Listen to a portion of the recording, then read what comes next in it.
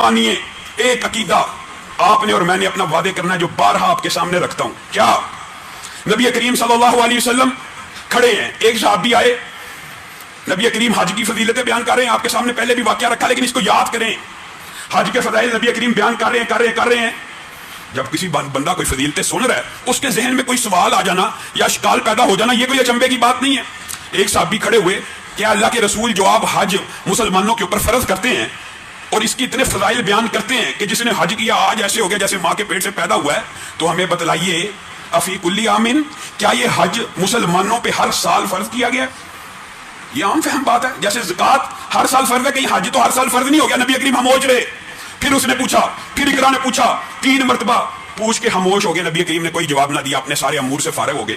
اس کے بعد اقرا بن حابس کو اپنے پاس بلایا اور کہا, ادھر آؤ, بات سنو, تم مجھ سے بار بار سوال کر رہے تھے نا کہ کیا ہر سال امت محمدیہ پہ حج فرض ہے؟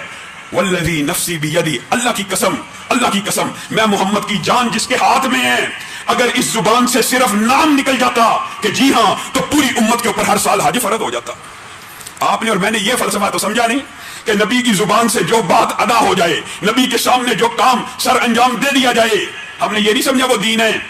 سیرت کا تذکرہ بہت سے لوگ کرتے ہیں, لیکن آپ نے سیرت کے